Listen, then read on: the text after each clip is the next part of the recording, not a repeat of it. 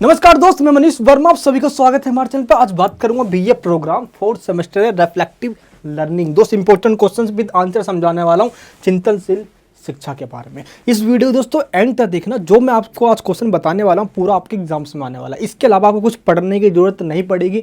यही वीडियो आपके लिए रामबाण साबित होने वाली है। मैं दोस्त आपसे क्षमा चाहता हूं क्योंकि अब तक मैं ऑनर्स वाले बच्चों की प्रिपरेशन करवा रहा था। मैं एक अकेला हूं दोस्त, जो मैं ये सारी स्लाइड्स बनाता हूं, उसके बाद दोस्त आपकी क्लासेस लेता हूं। और इतना सब अकेला मैनेज करना दोस्त इम्पॉसिबल होता है मेरे लिए। फिर भी मैं पूरी कोशिश करता हूँ, जी जान लगाता हूँ आप सभी को एसयूएल के अंदर, अगर डी रेगुलर में हो, एनसीबी में हो, किसी भी यूनिवर्सिटीज़ के अंदर सब्जेक्ट अगर आपके पास ये दोस्त डंकी की चोट पे कहता हूँ, सारा टॉपिक आपके खोपड़े में डाल दूंगा। पास होकर दोस्त आप टॉप करके दिखाओगे। इस वीडियो को एंड तक देखना, स्किप मत कर देना, वरना कोई टॉपिक छूट गया तो भूल जाओगे, फिर खोपड़ा सारा बेकार हो जाएगा। एग्जाम में क्वेश्चन आएगा, लिख ही नहीं पाओगे। इस वीडियो को दोस्त देखने के लिए कुछ रूल और रेगुलेशन है, पहले बता देता हूँ। सबसे पहले, जब आप ग्रेजुएशन के अंदर आपका फर्स्ट टाइम ऑफलाइन एग्जाम है, तो पता है आप ऑफलाइन एग्जाम देते कैसे हैं। देन जब भी आपको मैं ये पढ़ा रहा हूँ इस टॉपिक को, तो आपको ये समझ में आ जाएगा कि अच्छा ये अगर ऐसा क्वेश्चन आता है तो मुझे इस तरीके से लिखना है। इसके अंदर आपको कौन कौन सी फॉर्मेट को पालन करना होता है। चलिए हम पहले इस टॉपिक की बात करते हैं। सबसे पहले जो भी क्वेश्चन आएगा आपको उसका एक इंट्रोडक्शन देना होता है और उस टॉपिक के अंदर थिंकर के व्यूज़ बताने होते हैं कि दोस्त अलग अलग विचारकों के द्वारा, अलग अलग इस बंदे के द्वारा ये कहा गया है, तो उनके कोटेशन को लिखना होता है। तभी आपको अच्छे मार्क्स मिलते हैं, और अच्छे मार्क्स कह लो तभी आपको मार्क्स भी मिलते हैं। ऐसा आप कितनी भी भसड़ लिख लो उस अपने आंसर शीट के अंदर, तो टीचर मार्क्स नहीं देकर वहीं पे फेल कर दिया जाएगा आप सभी को। इसलिए आपको क्या करना है, जैसा मैं आपको यहाँ पे बताने वाला हूँ इस वीडियो के अंदर, उसी फॉर्मेट के अंदर आपको एग्जाम में लिख कर आना है। इन सभी टॉपिक्स में जो भी आपको मैं यहाँ पढ़ाने वाला हूँ दोस्त, इनके रिफ्लेक्टिव लर्निंग के हमारे बेस्ट नोट्स आ चुके हैं। आप नोट्स ले लेना, लिंक नीचे डिस्क्रिप्शन बॉक्स में। पहले वीडियोज़ को देख लीजिए, मजा आने वाला है। चलिए दोस्त टॉपिक को स्टार्ट करते हैं। स्क्रीन के ऊपर सबसे पहला क्वेश्चन आ चुका है। लीड लगा लो कान में दोस्तों, बैठ जाओ, बिल्कुल भी स्किप मत करना। अधिगम के मुख्य सिद्धांत एवं उनकी कक्षा में उपयोगिता की व्याख्या कीजिए। जब आप क्वेश्चंस को देखोगे, बेसिकली दोस्त ये जो हमारा पेपर है रिफ्लेक्टिव लर्निंग, यानी कि चिंतनशील शिक्षा, शिक्षा को चिंतनशील बनाना है। एक बंदे को दोस्तों शिक्षा को रटवा के उसके अंदर ठूस दो तो वो सिर्फ डेटा कलेक्शन वाला इंसान बन जाएगा। सिर्फ डेटा को भरना है, भरना है, भरना है, और एक दिन दोस्त उसका सर ऐसा फटेगा कि जो उसने अब तक पढ़ा है कभी उसके काम ही नहीं आएगा। इसलिए ये सब्जेक्ट आपको व्यवहारिक प्रैक्टिकली एजुकेशन देने की बात करता है और एक मेथड बताता है कि आखिर हम किस तरीके से एजुकेशन को ले और हम अपने लाइफ में उसको कैसे प्रैक्टिकली उसको इम्प्लीमेंट कर सके। तो एजुकेशन के अंदर ये आपका सब्जेक्ट है रिफ्लेक्टिव लर्निंग, यानी कि चिंतनशील शिक्षा। शिक्षा को चिंतनशील बनाओ, सोचने लायक बनाओ, रटने लायक मत बनाओ। चीज़ों को रट के जाओ और एग्जाम में पेल के आ जाओ, ऐसा नहीं दोस्त। चीज़ों को सोचने लायक आखिर ऐसा है तो वो क्यों है, यानी कि रीजंस का यूज कर सके हम, बुद्धि का यूज कर सके हम, जो हमारे अंदर हिडन टैलेंट है हम उसका प्रयोग कर सके। इसमें ही सबसे पहला हमारा क्वेश्चन है वो है अधिगम। अधिगम का मतलब क्या होता है, अभी मैं आपको समझाने वाला हूँ। पहले क्वेश्चंस को समझते हैं। अधिगम के दोस्तों आपको मुख्य सिद्धांत बताना है, उनकी कक्षा में उपयोगिता की व्याख्या कीजिए। यानी कि अगर आप एक क्लासरूम में बैठे हो तो उसके अंदर अधिगम का क्या, यानी कि दोस्त कह सकते हो कि इंपॉर्टेंस क्या है। मैं पहले ही बता देता हूँ दोस्त, जो भी इस वीडियो को देख रहे होंगे वो हिंदी मीडियम वाले भी होंगे और कुछ इंग्लिश मीडियम वाले होंगे। मैं तो जो भी टॉपिक्स आपको समझाऊंगा उसको हिंदी मीडियम में भी, और यहाँ पे नीचे आपको उसका इंग्लिश मीडियम में भी लिखा मिल जाएगा। चूँकि दोस्त मेजोरिटी हिंदी मीडियम वालों की है, इसलिए मैं फोकस हिंदी मीडियम के पॉइंट्स पे करूँगा और इंग्लिश मीडियम वाले नीचे भी देखते हुए चले जाएंगे। यही दोस्त मेरी स्लाइड्स की खासियत होती है। चलिए तो अब हम बात करते हैं आखिर ये अधिगम का मतलब होता क्या है। अधिगम का मतलब होता है अधि मतलब अधिक, गम मतलब अंदर ले लेना। वो वाला गम नहीं है दोस्त जो बेफाई के अंदर या जो धोखे के बाद जो गम मिलता है हमें। ये गम वो है जो हम कोई अधिक इन्फॉर्मेशन लेके हम अपने अंदर सीखने की चाह रखते हैं और कोई नई नॉलेज को सीखते हैं, अपनी इस माइंड को, इस पावर को बढ़ाते हैं। उसी को दोस्तों अधिगम कहा जाता है। उसको क्या कहा जाता है, यूटिलिटी कहा जाता है। और जब इंग्लिश के वर्ड देखोगे आप तो आपको सिंपल में समझ में आ जाएगा। इसमें कोटेशन की बात करें हम तो रॉबर्ट गेगने ने दोस्त 1965 के अंदर इसके ऊपर बात कही थी। क्या कही थी कि मानव स्वभाव या क्षमता में परिवर्तन के रूप में परिभाषित किया जाता है। यानी कि जब एक इंसान के अंदर उसके हाव भाव में, उसकी पर्सनैलिटी में, दोस्त उसके थिंकिंग में, उसके क्रिटिकल थिंकिंग में, उसके व्यवहार में अगर चेंज आ जाए, उसके नॉलेज में अगर चेंज आ जाए, तो दोस्त यही अधिगम कहलाता है। समझ में आ गया आप सभी को, यही अधिगम कहलाता है, जो एक समय अवधि में बना रहता है। यानी कि दोस्तों ये अचानक चेंज नहीं आता, बट एक कंटिन्यूटी के साथ अगर हम कुछ करते रहते हैं, कोई ऐसी एक्टिविटी जो मुझको अभी नहीं आती बट उसके ऊपर मैं 2-3 महीने काम करूँगा तो वो चीज़ मुझे आ जाएगी। तो मेरे दोस्त नॉलेज में एक एक्स्ट्रा चीज़ ऐड हो जाएगा, तो वही एक अधिगम की डेफिनेशन होती है, जो केवल विकास की प्रक्रिया का दोस्त वर्णन नहीं करती है, ये बहुत सब कुछ बताती है कि ओवरऑल एक इंसान का किस तरीके से पर्सनैलिटी डेवलपमेंट हुआ है दोस्त। ये चीज़ आप इंग्लिश में भी डेफिनेशन यहाँ पे देख सकते हो। इंसाइक्लोपीडिया एंड दोस्तों ब्रिटानिका के द्वारा भी इसकी डेफिनेशन दी गई है। क्या दी गई है इसकी डेफिनेशन? कि व्यक्तिगत अनुभव के परिणाम स्वरूप व्यवहार में आए परिवर्तन, आपके बिहेवियर में जो चेंज आता है, अधिगम कहलाता है। अब आया समझ में आपको? सिर खोपड़े में जा रहा है आप सभी के। फिर से दोस्तों बताता हूं मैं, आपके जो व्यवहार में चेंज आता है, अधिगम उसको कहा जाता है। जब कोई जीव, मैं हूं, आप हो, जानवर हो, इंसान हो, सब के सब जीव, सब एनिमल्स, सभी क्रिएचर दोस्त जीव में व्यवहार को देख एवं बदल सकता है, तो इसे दोस्त हम सीखना कहा जाता है। यानी कि जब भी कोई इंसान सीख कर अपने अंदर कोई चीज़ चेंज करता है, तो उसी को हम अधिगम कहते हैं दोस्त। यहाँ पे ये वाला पॉइंट हमारा होता है। नेक्स्ट यहाँ पे देखते हैं अधिगम के मेन प्रिंसिपल्स कौन कौन से हैं। सबसे पहला जो इसका प्रिंसिपल है वो सीखने का व्यवहारिक दृष्टिकोण, यानी कि सीखने के लिए एक व्यवहारवादी दृष्टिकोण हमें अपनाना चाहिए, यानी कि बिहेवियरिस्ट अप्रोच लर्निंग का। ये क्या कहता है? ये कहता है दोस्त 1990 के दशक के प्रारंभ में व्यवहारवादी जो हम सिद्धांत पढ़ रहे हैं, यानी जो बिहेवियरिस्ट जो अप्रोच पढ़ रहे हैं, इसका उदय हुआ था, यानी कि इसका राइज हुआ था। और 20वीं सेंचुरी में दोस्त इस तरीके से ये बढ़ता चलेगा, इसकी इफेक्ट बढ़ता चला, बहुत तेज़ी से बढ़ता चलेगा।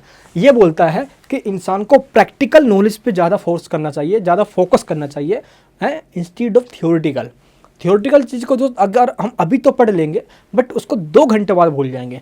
यही चीज़ दोस्त अगर मैं आपको बुक खोल कर यूँ करके पढ़ाने लग जाता, यूँ, आप एग्ज़ाम में दोस्त, मैं कसम से कह रहा हूँ, एग्ज़ाम में बैठो क्या, अगर आपने वीडियो जैसे ख़त्म करी सब कुछ भूल जाओगे चीज़ों को दोस्त। अगर मैं इसको प्रैक्टिकली समझा दूंगा आप सभी को, तो आप उसको चीज़ों को समझ लोगे।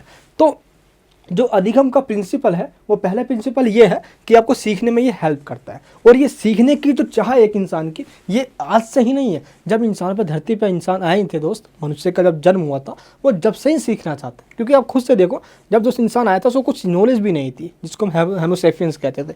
वो थोड़ा सा बड़ा हुआ, पेड़ पर रहने वाला इंसान धरती पर आ गया, आग की खोज कर दी, एग्रीकल्चर की स्टार्टिंग हो गई।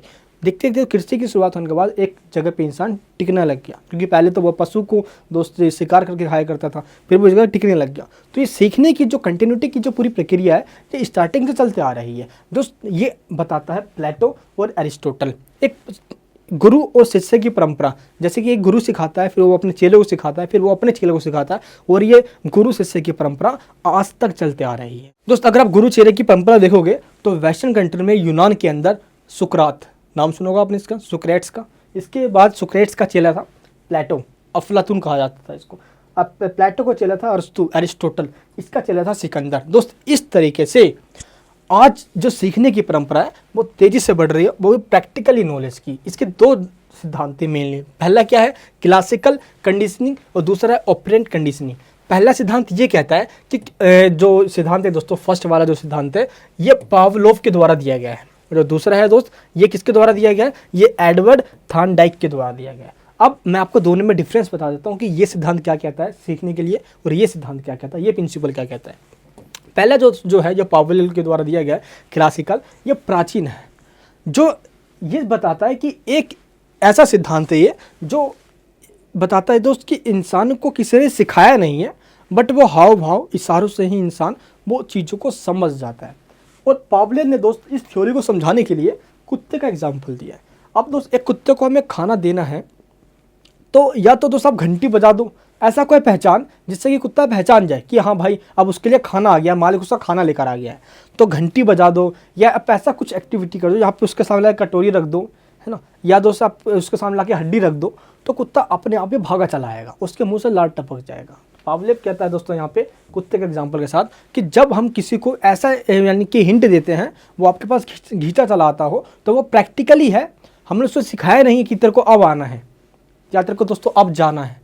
अब क्लास के अंदर मैम आती थी, रूम के अंदर टीचर्स आते थे, गुड मॉर्निंग मैम, हम सब खड़े हो जाते थे, तो हमें किसी ने सिखाया थोड़ी है, ये एक परंपरा चलती आ रही है। और ऐसा होता है, घर में कोई आता है दोस्त, हम उसको आदर सम्मान देते हैं।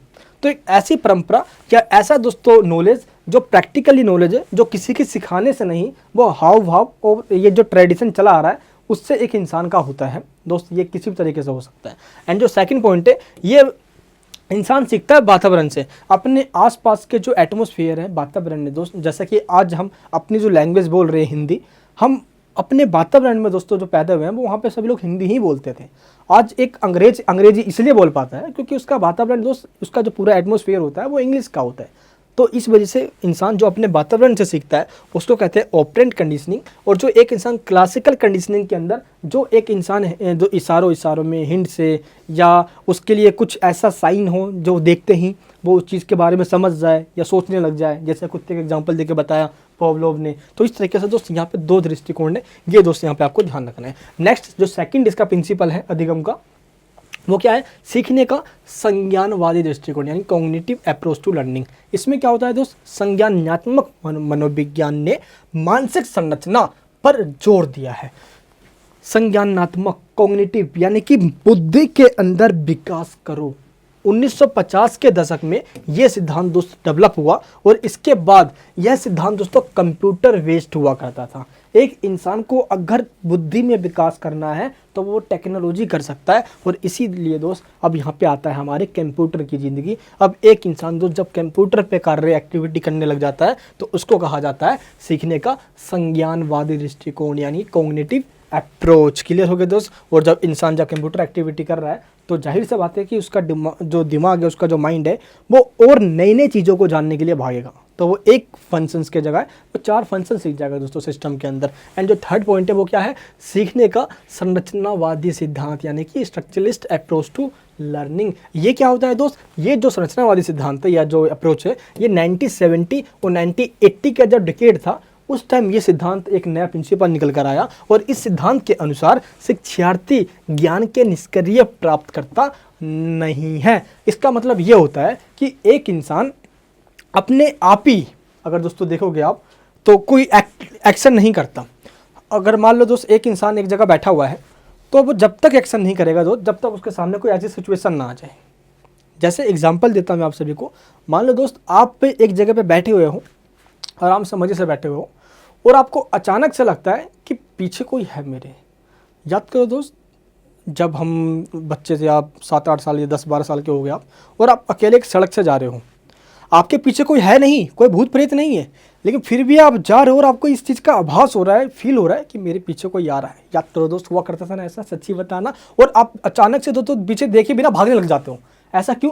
क्योंकि वहाँ पे सिचुएशन कंडीशन ऐसी आ जाती है कि आप ना चाह कर भी दोस्त एक्टिव है, यानी कि आप एक्शन करने लग जाते हो। तो ये जो है संरचनात्मकवादी दृष्टिकोण, ये बताता है कि एक इंसान स्टार्टिंग से दोस्त एक्टिव नहीं था, कोई एक्शन ओरिएंटेड नहीं था, ये एक्शन अपने आप ही नहीं करता था।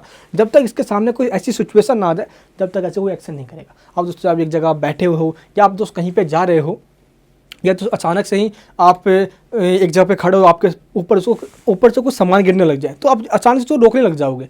तो हम एक्शन करते हैं अकॉर्डिंग टू सिचुएशन। ये चीज़ दोस्तों संरचनावादी अप्रोच यानी कि दृष्टिकोण बताता है। नेक्स्ट है सामाजिक शिक्षण सिद्धांत। सामाजिक शिक्षण जो सिद्धांत है यानी कि सोशल लर्निंग जो थ्योरी है, ये अल्बर्ट के द्वारा दिया गया है, जो ये कहता है कि समाज के अंदर रहते रहते एक इंसान उन आदतों को भी समझ लेता है या उन चीज़ों को भी समझ लेता है जो सिद्धांत यानी कि जो समाज एक इंसान को सिखाना चाहता है। समाज के अंदर जब दोस्त एक इंसान रहता है तो जैसे देखते होगे, हम जब भी कोई ऐसी एक्टिविटी करते हैं तो हमारे घर वाले ये एग्जाम्पल देके हमें समझाना चाहते हैं कि देख समाज के अंदर वो शर्मा जी का लुंडा कैसे कर रहा है, देख उसके बेटे वो देख कैसे कर रहा है ये। तो हमारे घर वाले भी कुछ ऐसे एग्जाम्पल देंगे जो कि एक समाज का एक एलिमेंट होगा। तो हम खुद एक समाज के हिस्से हैं, जो समाज में जितने इंसान रह रहे हैं वो सबके सब एक समाज के पार्ट हैं, सोसाइटी के पार्ट ही होते हैं। इसलिए जो लर्निंग हम समाज सोसाइटी से करते हैं उसको कहा जाता है सामाजिक शिक्षण सिद्धांत। ठीक है। नेक्स्ट जो लास्ट थ्योरी है दोस्तों हमारे पास, अनुभवजन्य अधिगम।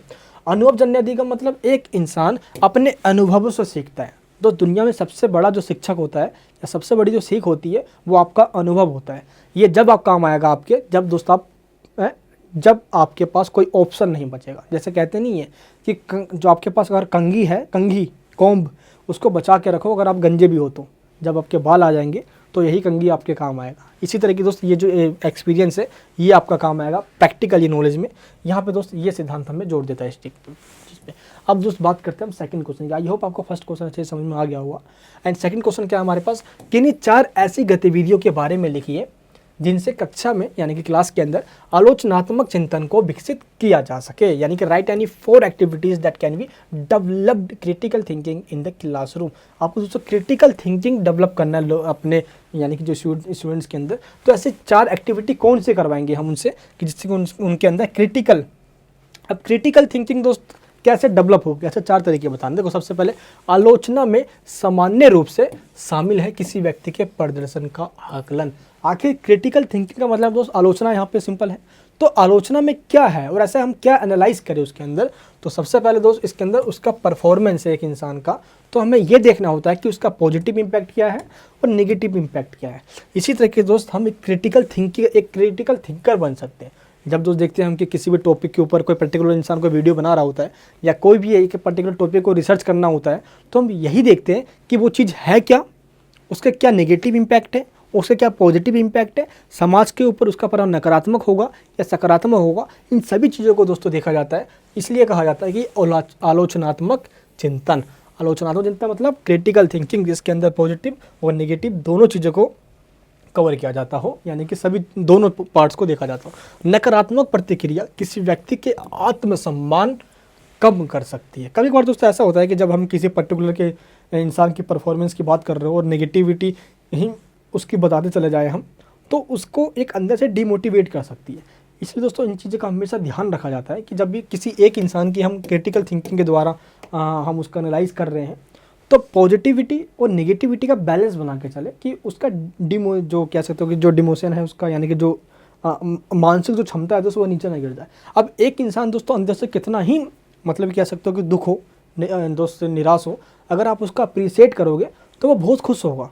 दोस्त इस वीडियो को देखने के बाद आप कमेंट्स में ये बोलोगे कि मज़ा आ गया, तो मैं चाहे दोस्त कितना भी बिजी हूँ, मैं चाहे मेरे पास कितने भी काम हो, आपके लिए वीडियो बनाने के लिए दोस्त मैं रात भर जग के बनाऊँगा।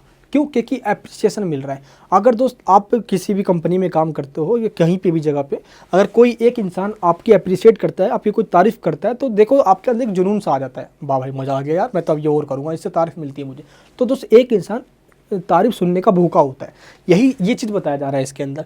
तो अगर नेगेटिविटी के तहत अगर हम सिर्फ वही बताते जाए तो एक इंसान जो डिप्रेशन में चला जाएगा। और एजुकेशन लर्निंग में सबसे बड़ा पार्ट है ये, जिस व्यक्ति की आलोचना की जा रही है उसे याद रखना चाहिए कि दूसरे व्यक्ति पर गुस्सा वो ना करे, नेगेटिविटी ना हो। दोस्त आलोचनात्मक चिंतन विकसित करने में शिक्षक की क्या भूमिका होनी चाहिए, एक एजुकेटर क्या करे, ऐसा एक टीचर ऐसा क्या करे जिससे कि आपके अंदर एक स्टूडेंट्स के अंदर क्रिटिकल थिंकिंग डेवलप हो सके। पहला पॉइंट है विश्लेषण एवं मूल्यांकन के लिए शिक्षार्थियों को जिम्मेदारी दे दो, यानी कि उनको एक असाइनमेंट दो, उनको एक रिस्पॉन्सिबिलिटी दो कि वो कोई एक चीज़, एक टॉपिक है पर्टिकुलर, उसको एनालाइज करे, वो उसको एक एवोल्यूशन करे और ये बताए। जैसे कि मान लो मैं आपको एग्जांपल देता हूँ एक, तो आपको ये लाइन समझ में आ जाएगी। विश्लेषण और मूल्यांकन करने के लिए टीचर ने एक बच्चों को ये दिया कि आप एक टॉपिक है, एक टॉपिक दोस्तों मान लो मैं एग्जांपल देता हूँ आज करंट इशूज़ पे, आप रसिया और यूक्रेन देख लो, आप वो देख लो, या आप ये देख लो कि अगर मैं पढ़ाई करता हूँ, मुझे डिग्री मिलती है, तो आगे इस डिग्री का क्या यूज़ है। और इस चीज़ के ऊपर आपको यानी कि विश्लेषण एनालाइज करना है और आपको एवोल्यूशन करना है। तो एनालाइज में का मतलब ये होता है कि चीज़ों, यानी जो विश्लेषण हम कहते हैं उसको कहा जाता है कि जब चीज़ों को हम सिंपली उसको लिख रहे हैं और इस फॉर्मेट में लिख रहे हैं कि उसके अंदर उसके नकारात्मक और सकारात्मक दोनों पहलू है। जब हम मूल्यांकन बता रहे होते हैं तो उसके अंदर भी नकारात्मक और सकारात्मक दोनों पहलू है, बट इसमें हम सुझाव भी देना होता है हमें, यानी कि मूल्यांकन में सुझाव भी देना है, हमें सजेशन भी देना है, ऐसा क्या हो सकता है।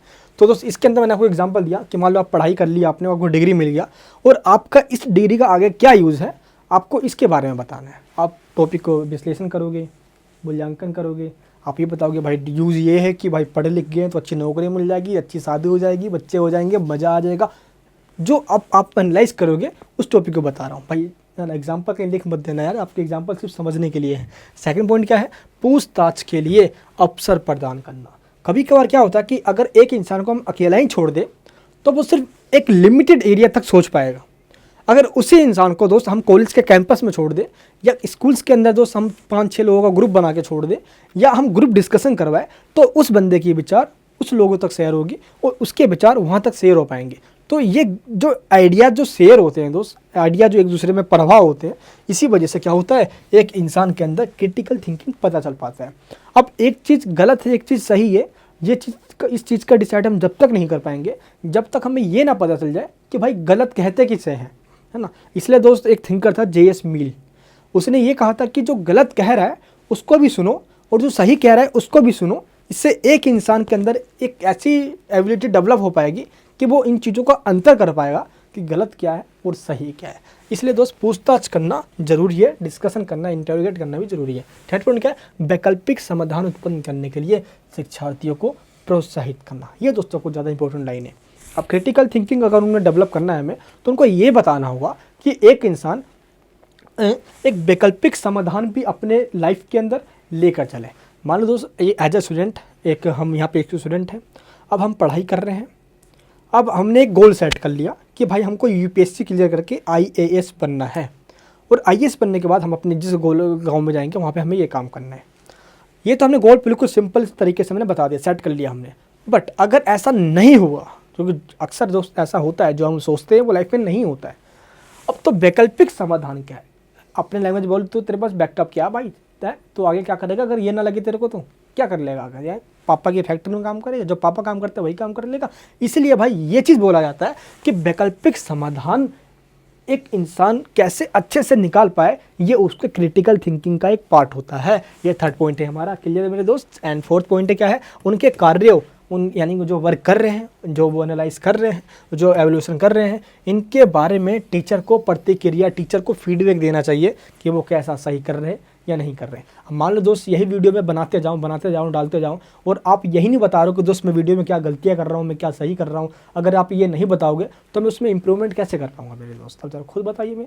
तो इसलिए ये कहा जाता है कि जो भी स्टूडेंट्स जो प्रिपेयर कर रहे हैं तो फाइनली उसको टीचर के द्वारा फीडबैक देना चाहिए, तभी जाके वो उसके अंदर इंप्रूवमेंट, उसमें सुधार वो कर सकता है। ये था हमारा फोर्थ पॉइंट। अब आ जाते हैं अपने हम थर्ड क्वेश्चन पे। आई होप कि 2 क्वेश्चन मैंने समझा दिया आप सभी को, ये दोनों क्वेश्चन आपको सही से समझ आ गए होंगे। 2 क्वेश्चन पूरे समझ में आ गए तो आपने 2 चैप्टर फिनिश कर दिया, अपना 2 चैप्टर आपको आ गया है दोस्त। अब थर्ड क्वेश्चन की बात करते हैं हम, एंड तक बने रहना, मैं फिर से बता रहा हूँ। देखो एग्जाम में सिर्फ आपके 2 तारीख को पेपर है, इसका मैं पूरी रात पढ़ा लूँगा आपको, आप पढ़ने वाले बनो बस। थर्ड क्वेश्चन क्या है, विचारात्मक चिंतन क्या है, यह आलोचनात्मक चिंतन से किस प्रकार अलग है। प्लीज़ क्वेश्चन को समझना, कहना क्या चाह रहा है। ये बोल रहा है विचारात्मक चिंतन क्या है, अगर इसको इंग्लिश में बोला जाए तो दोस्त रिफ्लेक्टिव जो थिंकिंग है वो क्या है, जिसमें सिर्फ विचार किया जाता है, सोचा जाता है, थिंकिंग की जाती है उस किसी पर्टिकुलर टॉपिक के बारे में। बट विचारात्मक चिंतन पहला चीज़ ये हो गया। अब दूसरा ये बोल रहा है कि आलोचनात्मक चिंतन, तो दोस्तों अभी हमने यहाँ पे देखा ना ये सारे पॉइंट्स, क्रिटिकल थिंकिंग की कैसे डेवलप करने वाले सारे पॉइंट्स है ये दोस्त हमने देखा। डेवलप करने के लिए एक यानी क्रिटिकल थिंकिंग की बात हो रही है। तो दोस्त रिफ्लेक्टिव थिंकिंग और क्रिटिकल थिंकिंग में क्या डिफरेंस है ये आपको बताना है। दोस्त मैंने आपको स्टार्टिंग में एक रिफ्लेक्टिव लर्निंग के बारे में बताया था और क्रिटिकल थिंकिंग के बारे में दोस्त अभी हमने देख ही लिया। अब टॉपिक को हम यहाँ पे यूँ समझते हैं कि पहले जॉन डीवी के द्वारा 1993 में इसकी डेफिनेशन दी गई थी कि विचारात्मक चिंतन है रिफ्लेक्टिव थिंकिंग। विचारात्मक सिर्फ विचार करना, टॉपिक के बारे में सिर्फ विचार है, अपने आइडियाज़ देना, विचार करना, थिंकिंग करना, सही से समझना, खोपड़े में डालने वाला हूँ आप सभी के। विचारात्मक चिंतन किसी भी विश्वास या ज्ञान के कथित रूप का एक सक्रिय, निरंतर और सावधानीपूर्वक चिंतन है जो आगे के निष्कर्ष के लिए इसका समर्थन करता है। जॉन डीवी ये कहता है दोस्त, एक चीज़ में आप, एक बुरी आदत तो ये है इन ग्रेजुएशन वालों की, कहने का मतलब कॉलेज में ये होता है कि जो भी इनके द्वारा स्टेटमेंट दी जाती है वो इन्वर्टेड कॉमा में होता है और ये चीज़ आपको एग्जाम में सेम लिखना होता है, एज इट इज़ सेम, इसको चेंज नहीं कर सकते आप। हाँ, इसको मैं अपनी लैंग्वेज में जरूर बता सकता हूँ, इसलिए दोस्त कोशिश करना जब क्लास खत्म हो जाएगी आपको मैं जो स्लाइड्स दिखा रहा हूँ स्लाइड्स दे दूँगा आपको मैं अपने टेलीग्राम ग्रुप के अंदर, लिंक डिस्क्रिप्शन में टेलीग्राम ग्रुप का ज्वाइन हो जाना। तो यहाँ पे आपको ये स्लाइड्स दे दूँगा मैं, और इस स्लाइड्स को अच्छे से रट लेना, पढ़ लेना, और जो नोट्स हैं इसके जो पूरे डिस्क्राइब किए हुए हैं वो नोट्स ले लेना दोस्त, पूरा कवर हो जाएगा।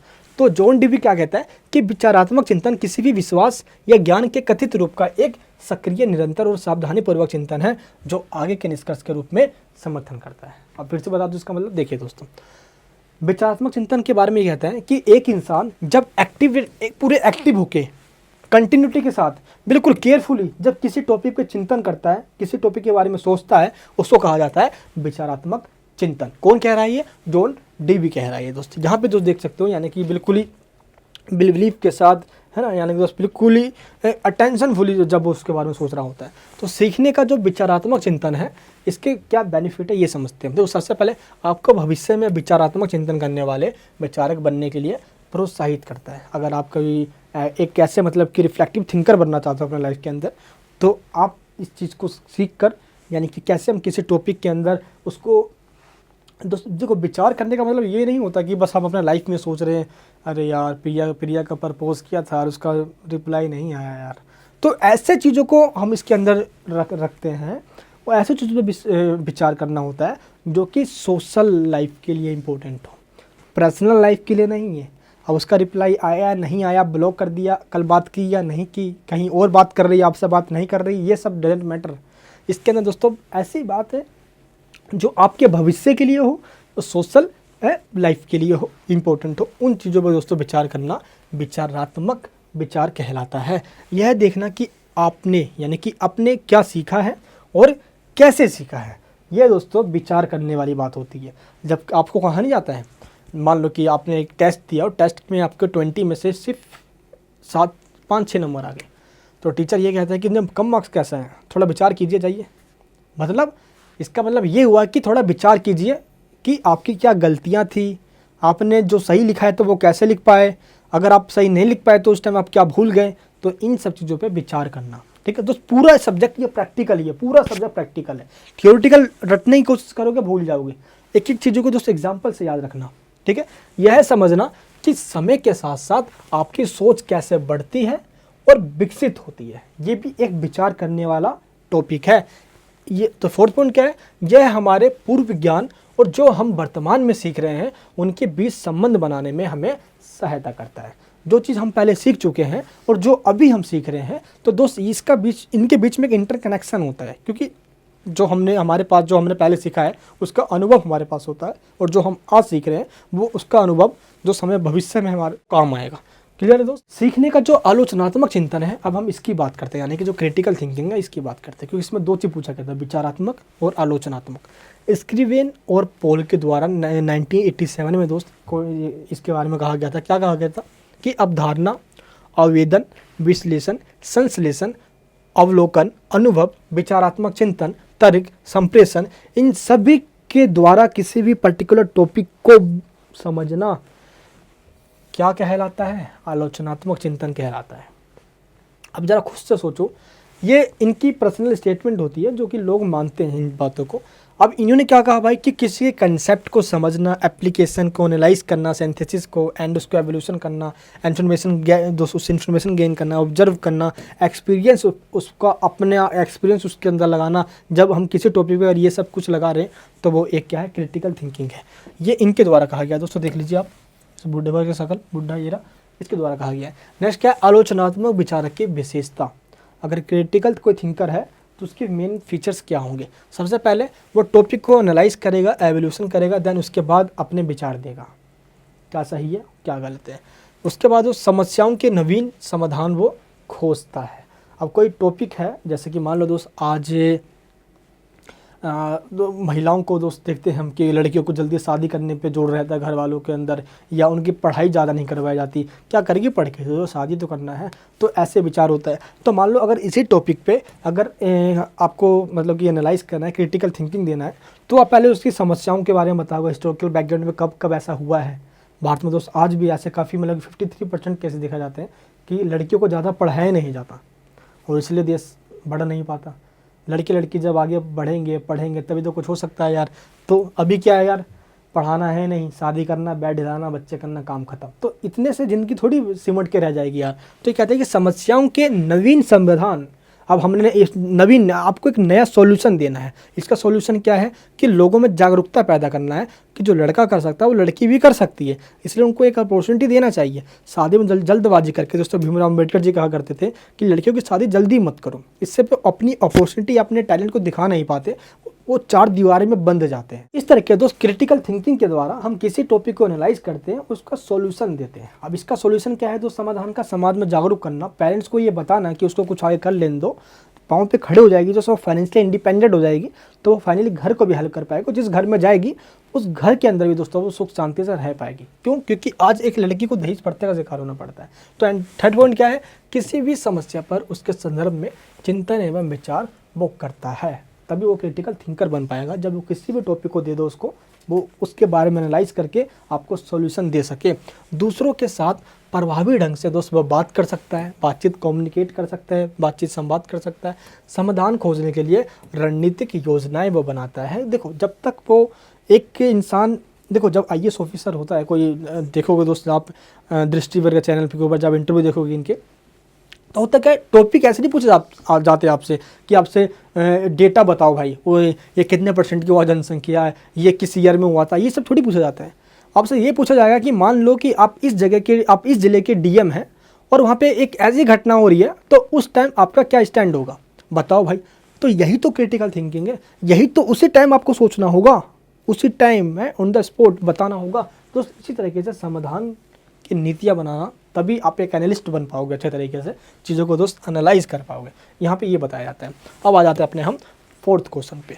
नोट लेने में शिक्षक की भूमिका का वर्णन करें। नोट लेने में आप बोलोगे सर नोट लेना मतलब क्या, चीटिंग करने के लिए जो पैसे देते हैं वही है क्या, जो भारत में आए दिन चल रहा है, पेपर लीक हो रहे हैं? नहीं मेरे दोस्त, ये वो नहीं है। नोट लीक का मतलब यहाँ पे ये है, यानी कि जो नोट लेने में का जो मतलब है शिक्षक का, मैं आपको पहले ये सब समझा देता हूँ। Describe the role of teacher in note taking, यानी कि दोस्त जब टीचर किसी एक बच्चे को या किसी पूरी क्लासरूम के अंदर सभी स्टूडेंट्स को जब कोई होमवर्क देता है वो, तो उससे कोई नोट लेने की पूरी प्रक्रिया माना जाता है। इसके अंदर क्या होता है, चलिए पहले समझते हैं दोस्त। नोट लेने में शिक्षकों की भूमिका क्या है, यानी कि जो टीचर्स उनका रोल क्या होता है। नियमित रूप से दोस्त डेली वाइज पे टीचर्स क्या करते हैं, सामग्री की आवश्यकताओं को पूर्ण करते हैं, यानी कि एक बच्चे के अंदर ऐसी जानकारी प्रदान करना जो पाठ्य पुस्तक में सम्मिलित नहीं है। दोस्त जब भी टीचर आपको पढ़ा रहा होता है तो वो टीचर को कोशिश करनी चाहिए कि वो सिर्फ वही ना पढ़ाए जो बुक्स में लिखी गई है, वो उससे भी हट कर पढ़ाए, उससे भी ऊपर पढ़ाए, उससे भी प्रैक्टिकल नॉलेज दें, ये दोस्तों बताया जाता है।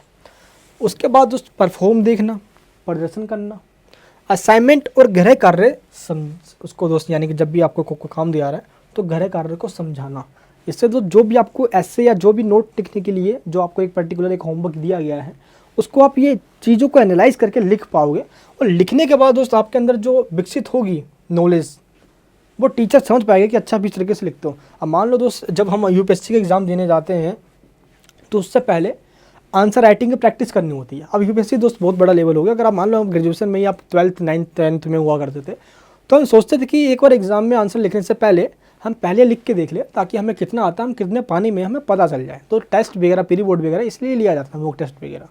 तो इसी का दोस्तों वो पार्ट है नोट लेने की जो प्रक्रिया है दोस्त, यानी कि एक जो शिक्षक होता है इसलिए वो आपको असाइनमेंट या होमवर्क देता है ताकि वो आपके लिखावट में सुधार प्लस राइटिंग स्किल्स में इम्प्रूव करवा सकें। तो दोस्त ये प्रक्रिया है जो सदैव कंटिन्यूटी के साथ चलते रहनी चाहिए। नेक्स्ट जो 5th पॉइंट है हमारा, यानी जो 5th क्वेश्चन है वो काफ़ी दोस्त इंपॉर्टेंट है। ये क्वेश्चन क्या कहता है, SQR3, सही से समझना है, 3 पढ़ने की रणनीति और KWL पढ़ने की रणनीति के बीच अंतर बताओ। क्या है तो उस क्वेश्चन में आपको पहले SQR3 इसके बारे में बताना है, फिर आपको KWL इसके बारे में बताना है। ये दोस्तों दोनों के दोनों ही पढ़ने की एक स्ट्रैटेजी है, जो क्या है आपको इसके बारे में बताना है।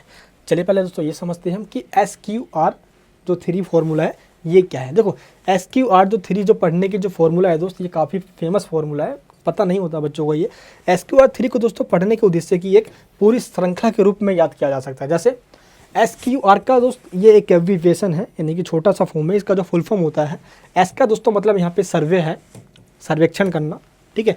एंड यहाँ पे Q का मतलब क्वेश्चन है, सवाल करना, पढ़ना, यानी कि LR का मतलब यहाँ पे रीडिंग करना। इसलिए दोस्त पहले जब भी कोई चीज़ हम कर रहे हैं तो पहले हमें सर्वे करना चाहिए कि हमें इतने सारे ऑप्शन हमारे पास है, हम किन टॉपिक को उठाएं स्टडी करने के लिए। तो हमने टॉपिक चूज़ कर लिया, सर्वे यानी कि रिसर्च करके, ऑप्शन हमारे पास बहुत थे, उनमें से एक हमने चूज़ कर लिया। फिर दोस्त हमने क्वेश्चन किया कि आखिर ये मैं क्यों कर रही हूँ, इससे करने के मेरे लाइफ में क्या बेनिफिट होने वाला है। इस तरीके से जब हम कोई जॉब करने की सोचते हैं तो पहले हम ये देखते हैं कि कितने सारे जॉब्स का ऑप्शन हमारे पास अवेलेबल है, उनमें से कोई एक ऑप्शन हम चूज़ करते हैं। दोस्तों ये हो गया हमारा सर्वे वाला कंडीशन। उसके बाद हम ये क्वेश्चन करते हैं कि इस जॉब को करने के बाद मेरे को क्या बेनिफिट मिलेगा, या ये जॉब मैं क्यों कर रहा हूँ। दोस्त अगर आपको वाई का आंसर मिल गया, वाई है क्यों कर रहा हूँ मैं, दोस्त आपको पूरा क्लियरिटी आ जाएगा। अगर हम जैसे तो जब हम यूपीएससी के इंटरव्यू में जाते हैं तो वहाँ पे जरूर पूछा जाता है कि यूपीएससी कर रहे हो, आखिर तुम यूपीएससी कर ही क्यों रहे हो, आप आईएएस क्यों बनना चाहते हो, है ना। तो ऐसे सवाल पूछे जा सकते हैं। तो हमें अपने मन में क्यों का जो आंसर है वो क्लियर होना चाहिए। उसके बाद दो चीज़ों को हमें रीडिंग करना चाहिए, रीड करना चाहिए, तो इसके बाद याद करना चाहिए, उसके बाद लास्ट में दोस्तों इसको एनालाइज करना चाहिए। इसको बोला जाता है SQR3 फॉर्मूला। इन दोस्तों पॉइंटों को याद कर लीजिए। सर्वे करना, क्वेश्चन करना, रीडिंग करना, रिमेंबर करना और एनालाइज करना। सर्वेक्षण करना, सवाल करना, पढ़ना, याद करना और लास्ट में समीक्षा करना, गलत है या सही है, मैंने क्या किया, मैंने लाइफ में क्या किया अब तक। ये दोस्तों SQR3 फॉर्मूला है, काफ़ी दोस्तों इंपॉर्टेंट फॉर्मूला है। KWL फॉर्मूला क्या है, चलिए थोड़ा इसके बारे में बात करते हैं। KWL दोस्तों किसी भी पार्ट को पढ़ने और समझने, यानी किसी भी चैप्टर को पढ़ने और समझने में ये हमारी हेल्प करता है। KWL फॉर्मूला दोस्त, इसको भी 3 चरणों से होकर गुजरना पड़ता है। कौन कौन से हैं दोस्त, यहाँ पे K है सबसे पहले। K का मतलब क्या होता है, पता है। K का मतलब होता है जिस चीज़ की नॉलेज आपको पहले से है, पता है, जो चीज़ आप पहले से जानते हो, यानी दोस्तों आप इसको यूँ समझते हो, जो चीज़ आप पहले से जानते हो, ठीक है दोस्त। यहाँ पे अब K का मतलब यहाँ पे एक्सप्लेन करते हैं हम।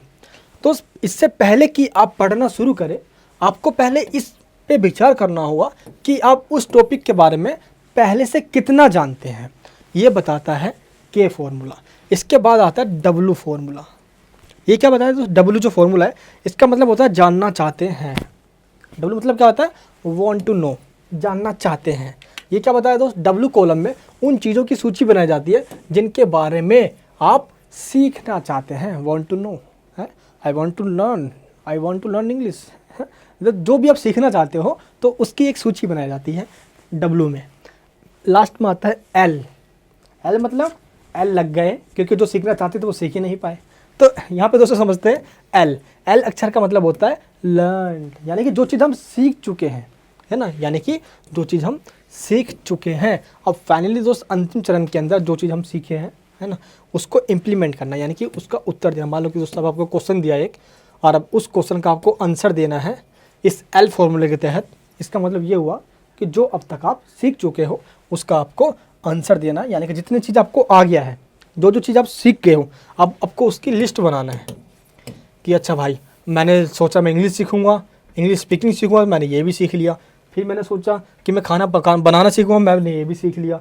तो उन चीज़ों को, जो मान लो आपके 10 चैप्टर है, 10 में से 2 चैप्टर का ये समझना था, आप वो भी समझ गए। तो L मतलब ये हुआ कि उन चीज़ों को लिस्ट बनाओ, जो चीज़ आप सीख गए, इम्प्लीमेंट अच्छे से आपने कर लिया, आपको अच्छे तरीके से आ गया। एंड दोस्तों W मतलब आपको जो सीखना चाहते हो उनकी लिस्ट बनाना है, और K मतलब जो चीज़ आपको पहले से पता है उसके ऊपर विचार करना है, ठीक है। KWL फॉर्मूला इसको कहा जाता है। आया समझ में। आइए अब 6 क्वेश्चन पे आते हैं। अनेक प्रकार के स्मृतकों की उदाहरण सहित विवेचना कीजिए। स्मृतकों का मतलब दोस्तों होता है मेमोरी, है जो आपकी मेमोरी है ना। ये अब हम कोई डेटा रखना चाहते हैं तो उस मोबाइल में हम देखते हैं कि हमारा मोबाइल 128 GB का है, किसी का 512 है, किसी का 200 है। तो देखते हैं हम इस तरीके से हमारे में कितना स्टोरेज है, और स्टोरेज का मतलब क्या हुआ कि उसकी कितनी क्षमता है अपने अंदर ठूस लेने की किसी भी डेटा को। वैसे ही दोस्त हमारे इस दिमाग के अंदर भी एक स्टोरेज है, वो एक लिमिटेड डेटा को ठूस सकता है अपने अंदर। और अगर ज़्यादा दोस्त हो जाता है ना इसके अंदर, तो ये हैवी हो जाता है, आपका सर दुखने लग जाता है। फिर जब जाते हो ठंडा ठंडा पानी सर पर डालते हो और जाके सो जाते हो, सुबह उठते हो तो सब कुछ फ्रेश मिलता है। क्यों ऐसा होता है? क्योंकि ये चीज़ रिलैक्स करती है। वैसे दोस्त अगर किसी भी चीज़ों को आप बहुत देर से चला रहे हो, उसको थोड़ी देर बंद रहने दो, शांति मिल जाएगी उसको, वरना फट जाएगा ऐसा सर, ऐसा पूरा छुछुंदर जैसा शरीर हो जाएगा आपका भी। चलिए दोस्तों अब बात करते हैं पहले एक नियोमिक एक स्मृतिक तकनीक है। अब दोस्तों आपको इसके अंदर नियोनिक किसके बारे में, नियोमिक बारे में आपको पढ़ना है। आखिर निमोनिक होता क्या है ये समझना आप सभी को। निमोनिक्स मेमोरी एक साधन है, यानी कि दोस्त अगर आप यहाँ पे देखोगे यहाँ पे 2 तरीके हैं, एक होता है निमोनिक, एक होता है निमोनिक्स। 2 यहाँ पे चीज़ आपको समझना है। देन दोस्तों आपको ये जो कंसेप्ट है यानी कि जो स्मृति यानी कि जो मेमोरी का जो पूरा कंसेप्ट है हमारे माइंड का, ये चीज़ आपको समझ में आ जाएगा। पहले मैं आपको बता दूं निमोनिक का मतलब क्या होता है। निमोनिक का मतलब होता है याद करने की आपके अंदर क्षमता कितनी है। तो एक इंसान ऐसा होता है कि चीज़ों को वो पढ़ते जाए याद ही नहीं होता है। एक इंसान ऐसा होता है कि आँख पूरी होती है, मेमोरी बिल्कुल उसकी है, पेज को देखते देखते मुँह आँखों से फ़ोटो खींच लेता है और उसको पूरा पेज याद हो जाता है। और दोस्तों एक होता है रोबोट जैसा, पूरा कॉपी करके खोलता है कि सब कुछ याद हो जाता है। रोबोट है, चिट्ठी याद आ गया, भूल गए क्या यार, चलिए, तो वैसा होता है। तो याद करने की क्षमता को निमोनिक कहा जाता है। नेक्स्ट क्या है, निमोनिक्स मेमोरी। इसका मतलब क्या होता है, सीखने की क्षमता आपकी मेमोरी की कितनी है। जिसके अंदर दोस्त निमोनिक और निमोनिक्स दोनों मेमोरी पाई जाती है, वो बड़ा ज़बरदस्त होता है दोस्त। ऐसे बंदे भारत में जैसे कि जब आप कहोगे तो कौन कौन थे, अब्दुल कलाम जी हो गए, ऐसे में दोस्तों आते हैं ये। तो भारत के वो ग्रेट इंसान जो ऐसा बहुत महान पुरुष रहे हैं जिनमें दोस्तों दोनों ही मेमोरी आती है। अब अल्बर्ट आइंस्टाइन देख लीजिए, दोनों मेमोरी थी दोस्तों उसके अंदर, याद करने की भी और सीखने की भी। इस तरह की दोस्तों निमोनिक्स और एक सीखने का जो दृष्टिकोण है वो एक अलग ही दृष्टिकोण है जो आज दुनिया भर में फेमस है दोनों के दोनों। निमोनिक्स रणनीति के प्रकार देखेंगे पहले हम, यानी कि जो है ना निमोनिक्स, इसको देखेंगे जहाँ पे हम सीखने की बात करते हैं और निमोनिक के अंदर कोई चीज़ याद करने की बात की जाती है। चलिए भाई निमोनिक्स की बात करते हैं। निमोनिक्स मतलब सीखना, फिर से बता रहा हूँ, चलिए स्टार्ट करते हैं। Keyword mnemonics. कीवर्ड निमोनिक्स का मतलब क्या होता है, जब भी हम किसी चीज़ को किसी और चीज़ से रिलेट करके सीख जाते हैं तो वो चीज़ हमें याद रह जाती है, खोपड़े में घुस जाती है। जैसे हम किसी भी चीज़ को दोस्तों जोड़ कर देखें, मान लो कि आप किसी घटना को याद कर रहे हो, जैसे एग्जाम्पल को दिखा रहा हूँ मैं। मान लो दोस्तों कि 1991 के अंदर भारत की इकोनॉमी पूरी डूब चुकी थी और हमें IMF से, इंटरनेशनल मॉनेटरी फंड से, यानी कि UNO की एजेंसी है, उससे हमें लोन लेना पड़ा था। तो हम इस घटना को कैसे याद रखेंगे। मान लो आपने घर में कभी लोन लिया हो, मान लो किसी भी आपके घर में किसी जने का दोस्त, किसी भी इंसान का 1991 में जन्म हुआ हो, तो हम ईयर को इस तरीके से याद करने की कोशिश करते हैं कि हम किसी भी अपने दोस्त जन्मदिन से जोड़ दे, किसी और के जन्मदिन से जोड़ दे, अपने माता पिता का जोड़ दो, किसी अपनी बंदी संधि से जोड़ दो, है ना, किसी BF TF जिससे मर्जी जोड़ दो, बस आपको याद होना चाहिए। तो इसको कहा जाता है कीवर्ड निमोनिक्स, यानी कि हम कीवर्ड के साथ जोड़ देते हैं ताकि चीज़ वो याद रह जाए, सीधे खोपड़े में घुस जाए। जैसे दोस्त मैं आपको एग्जांपल देता हूँ कि मान लो कि दोस्त मेरी स्ट्रैटेजी हुआ करती थी पढ़ने की, जब मैं क्लास 12th में हुआ करता था, RWD। कौन सी स्ट्रैटेजी, RWD। ये दोस्तों मेरी स्ट्रैटेजी, आपको लिखना नहीं, जस्ट मैं एग्जांपल के लिए बता रहा हूँ। RWD मैं दोस्त जब भी कोई चीज़ को पढ़ता हूँ, मैं किसी चीज़ को सीखना स्टार्ट करता हूँ, तो सबसे पहले मैं रीडिंग करता हूँ, उसके बाद दोस्तों मैं राइटिंग करता हूँ, उस जो मैंने रीड किया उसको लिख कर देखता हूँ, उसके बाद दोस्तों मैं अपने आप खुद से ही डिस्कशन करता हूँ। RWD फॉर्मूला इसको कहा जाता है। ये दोस्तों मेरा अपना पर्सनल फॉर्मूला ही है, बट मैं आपको एग्जांपल दे रहा हूँ। तो चीज़ों को याद करने के लिए मैं ऐसे ही एब्रीविएशन भी यूज़ कर लिया करता हूँ। ये दोस्तों अभी आके मैं आपको समझाने वाला हूँ। तो जब चीज़ों को हम जोड़ के याद करते हैं, किसी चीज़ से रिलेट करके याद करते हैं, उसको कीवर्ड मेमोरी कहा जाता है, जो कि दोस्तों ने यहाँ पे एग्जाम्पल दिया। इसके बाद आता है बैकवर्ड राइमिंग निमोनिक्स।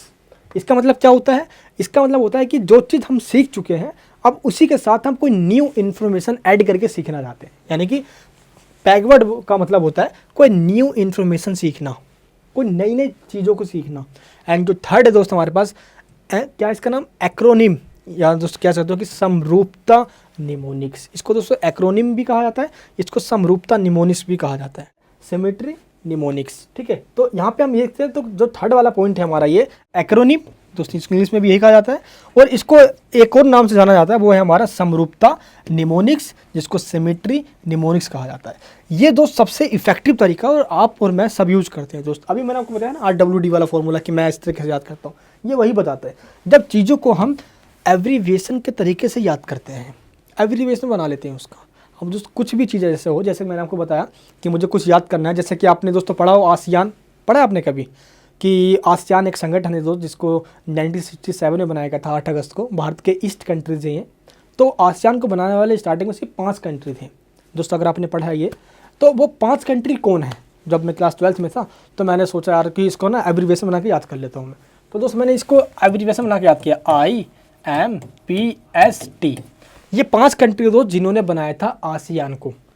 अभी ये 5 कंट्री कौन है, इंडोनेशिया है, मलेशिया है, फिलीपींस है, सिंगापुर है, थाईलैंड है। ये दोस्तों सिर्फ 5 कंट्री है। आप 10 हो गए इसके अंदर, लाओस, कम्बोडिया, बुर्नई मिल गया, लाओस मिल गया, बट 5 कंट्री है ना ये मेनली। तो इसको हमने एब्रीविएशन से याद कर लिया। तो ऐसा ही एक दो और एब्रीविएशन सोच लो मन में, जो आप सोचते हो कि अच्छा मुझे ये याद करना है, तो उसको मैं शॉर्ट फॉर्म कर देता हूँ।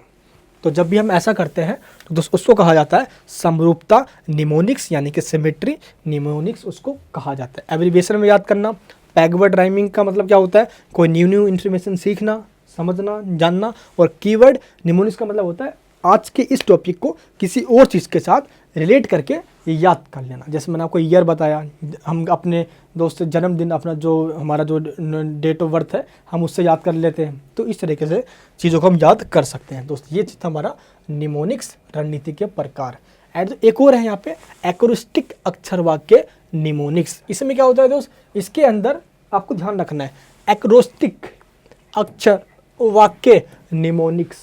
इसका मतलब होता है किसी भी चीज़ को उसके फर्स्ट लेटर से याद कर लेना, फर्स्ट लेटर से याद कर लेना। इसका मतलब दोस्त, जैसे कि मान लो आपको कोई चीज़ याद करना है, तो आप क्या करोगे कि मान लो उससे एमसीक्यू क्वेश्चन आने वाला है, और एमसीक्यू क्वेश्चंस के अंदर आप क्या करोगे ना, इसकी स्टार्टिंग की मान लो किसी का दोस्त स्पेलिंग ए से स्टार्ट हो रहा है, किसी का बी से स्टार्ट हो रहा है, किसी का जो डी से स्टार्ट हो रहा है, किसी का ई से स्टार्ट हो रहा है।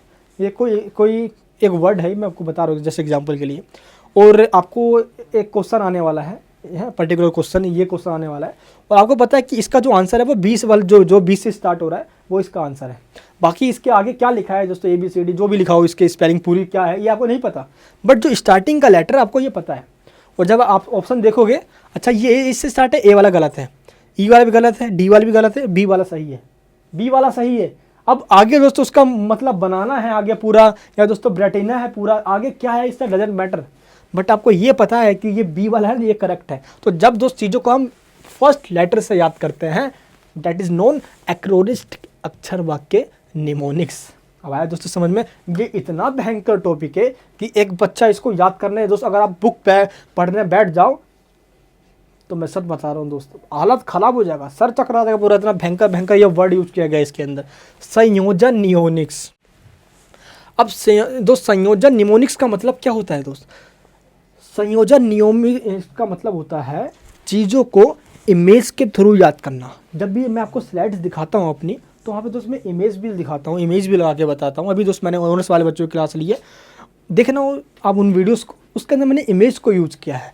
तो संयोजन निमोनिक्स ये कहता है कि जब चीज़ों को हम लिखने की बजाय अगर हम इमेज के थ्रू समझाते हैं, जैसे मैंने आपको दोस्तों बताया कि फर्स्ट लेटर याद कर लेना, फर्स्ट लेटर याद कर लेना, उससे आंसर समझ में आ जाएगा। तो मैंने इसकी इमेज लगा दी, तो वो चीज़ आपको बेहतर समझ में आती है as compare to theoretical concept. अब आया दोस्तों आपको समझ में। अगर मैं यहाँ पे पूरी बुक लेकर आ जाता, पूरी बुक को ऐसे खोल के पढ़ाता, पगला के आप वीडियो छोड़ के भाग जाते और कमेंट में गालियाँ मुझे और दे देते, अरे क्या पढ़ा रहे हैं समझ में नहीं आ रहा।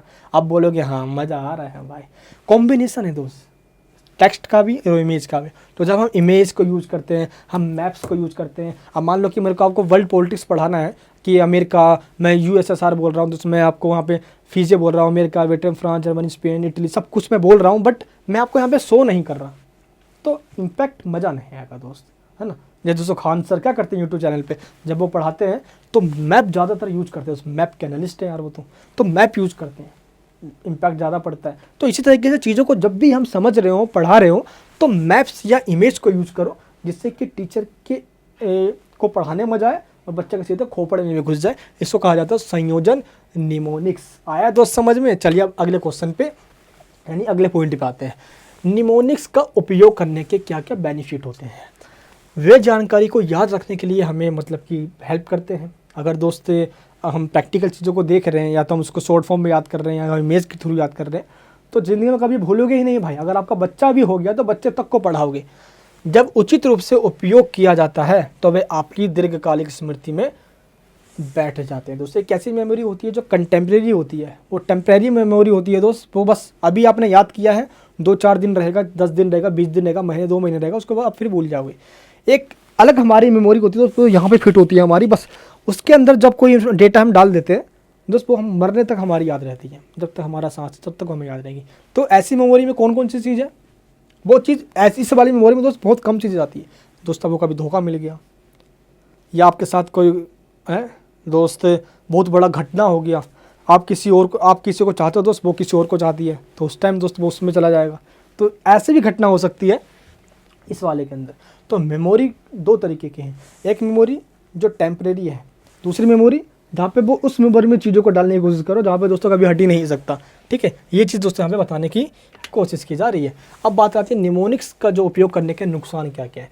अगर हम चीज़ों को ज़्यादा यूज़ करते हैं, मान लो कि मैंने अगर 2 इमेज लगाया तो यहाँ पे दोस्तों ठीक है, अच्छा ये और ये समझ में आ रहा है आपको, लेकिन यहाँ पे मैं अगर 2 की जगह दोस्तों मैं यहाँ पे 100 इमेज लगा दूँ, बोर्ड यहाँ पे स्क्रीन छोटा सा रहेगा, आपको समझ में आएगा, कन्फ्यूज़न हो जाओगे। तो डेटा को लिमिटेड यूज़ करो, जो भी आप चीज़ कर रहे हो उसको इतना ही यूज़ करो जितना ज़रूरी है, अदरवाइज़ रायता फैल जाएगा, खिचड़ी बन जाएगी, रे पानी पानी हो जाएगा सबको। दोस्तों ठीक से काम करने के लिए उन्हें दोहराना बहुत ज़रूरी है। ऐसा नहीं होता दोस्त, हम इंसानी हैं, कोई रोबोट या मशीन तो है नहीं। साइंस कहता है कि 45 मिनट से ज़्यादा चीज़ों को भी याद नहीं रख सकते। मेमोरी दोस्तों उसको कहीं ना कहीं रिमूव करते चले जाती है, क्योंकि हम रिफ़्रेश होते चले जाते हैं। हमारा माइंड तो है, इंसानी दिमाग है यार। तो चीज़ों को अगर हम रिवीजन कर ले एटलीस्ट 3 बार, कसम से कहता हूँ दोस्त, आपके 4-5 बच्चे हो जाएंगे जब तक नहीं भूलोगे आप। रिवीजन कर लिया आपने तो चीज़ों को रिवीजन करने पर जोर देना चाहिए, यहाँ पे ये बताया जा रहा है। नेक्स्ट क्वेश्चन हमारे पास है, चिंतनशील साधन के रूप में संवाद यानी कि कम्युनिकेशन का महत्व बताना है। संवाद मतलब बातचीत करना, संवेदनशील मतलब क्या होता है, बातचीत करना, चिंतनशील करके बात करना। दोस्त ब्रुकफील्ड यहाँ पे कहते हैं 1995 के अंदर कि शिक्षकों के द्वारा 4 लेंसों का उपयोग करने का प्रस्ताव दिया जाना चाहिए। देखो, संवाद एक टीचर और स्टूडेंट्स के बीच में हो सकता है, बच्चों और पेरेंट्स के बीच में हो सकता है, एक बीएफ और जीएफ के बीच में हो सकता है, आपके जो एक पड़ोस के उसके बगल वाले पड़ोस के बीच में हो सकता है। तो संवाद हर उस इंसान से हो सकता है, क्योंकि दोस्त लैंग्वेज के आ जाने की वजह से इंसान के बीच में जो है ना, जो घनिष्ठता है, यानी कि जो बहुत ज़्यादा मतलब कि नज़दीकी आ गई है, बहुत इंसान पास पास में हो गया। क्यों? क्योंकि दोस्त उसके पास कम्युनिकेशन का साधन है, उसके पास लैंग्वेज है। इस तरह के संवाद 2 प्रकार के होते हैं। पहला होता है आंतरिक संवाद।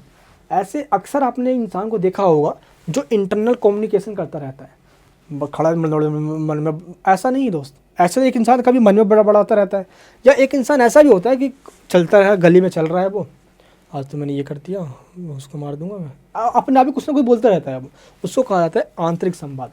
जब एक इंसान अपने आप से ही बात करता है उसको कहते हैं हम इंटरनल कम्युनिकेशन।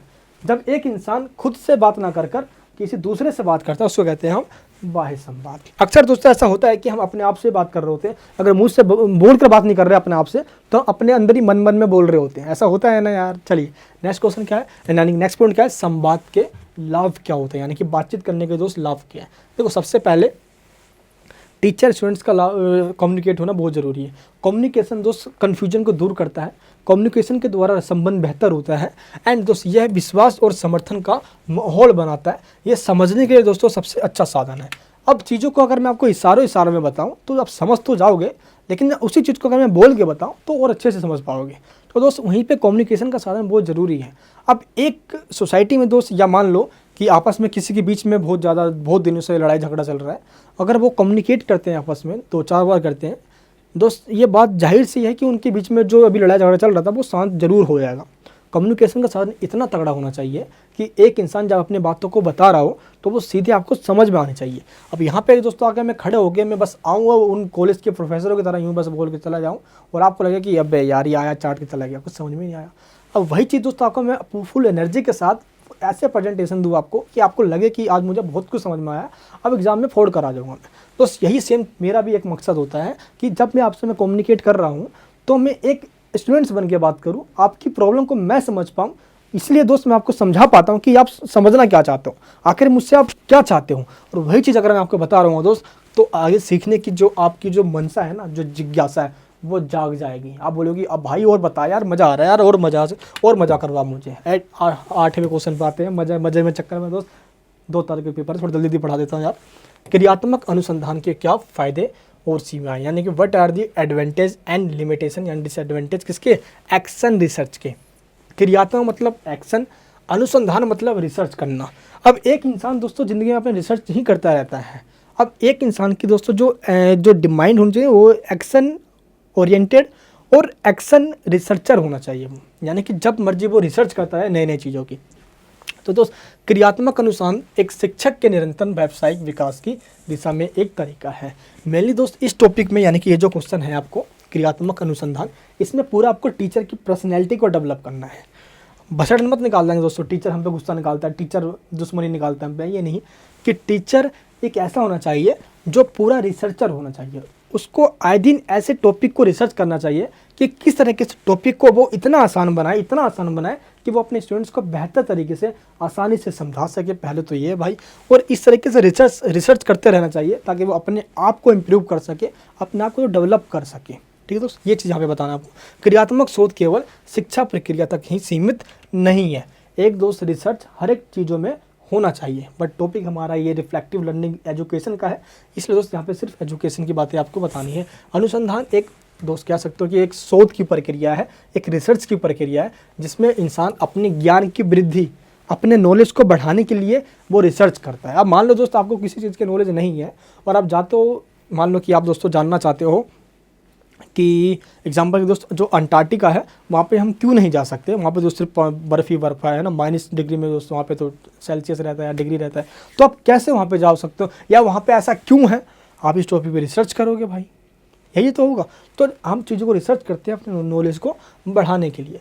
क्रियात्मक शोध में सीखना पूरी तरह से दोस्त अनुभव पर आधारित होना चाहिए, यानी कि तो जब भी हम रिसर्च कर रहे हों तो रिसर्च करते टाइम हमारा उसमें एक्सपीरियंस होना चाहिए, और एक्सपीरियंस को लगा के हमें उसको सीखना चाहिए, तब दो चीज़ों को हम सही से सीख पाएंगे। क्रियात्मक अनुसंधान के आखिर लाभ क्या क्या होते हैं? तो सबसे पहले ये आपको पर्सनैलिटी का डेवलप करने में आपकी हेल्प करता है, और उसके बाद दोस्तों ये आपकी एक क्षमता ऐसी विकसित करता है कि जिससे आप चिंतनशील बन जाते हैं। आप जो चीज़ों को रिसर्च करते करते आपको कुछ ऐसा डेटा मिलता है कि जो नेगेटिव भी हो, पॉजिटिव भी हो, एवेल्यूट भी कर रहा हो, एनालाइज भी कर रहा हो, तो आपको नई नई जानकारियाँ मिलती हैं। इससे दोस्तों एक चिंतनशील व्यक्ति आप बन पाते हो दोस्त। एंड आगे चल के जब भी आप मार्केट में या जिस तरीके से आप अपने आप को अनुभव तरीके से दोस्त रिप्रेजेंट कर पाओगे, इससे दोस्त आपका पर्सनैलिटी का डेवलपमेंट होगा, और आपके पास रिसर्च करते करते दोस्त यानी कि रिसर्च मतलब अनुसंधान करते करते, खोज करते करते आपके पास इतनी नॉलेज आ जाएगी, इतनी तो डेटा कलेक्शन आपके पास हो जाएगा कि आप चलते फिरते गूगल बन जाओगे। कहने का मतलब दोस्तों ये है कि चीज़ों का नॉलेज आपके पास होगा और ज़्यादातर क्वेश्चन का आंसर आपके पास होगा। इस तरीके से दोस्त एक इंसान को हमेशा से सीखते रहना चाहिए। चिंतन की प्रक्रिया में श्रव्य दृश्य साधन हमारे किस लिए यानी किस प्रकार से हमारी हेल्प करते हैं, इनका क्या हमारे रोल है दोस्त।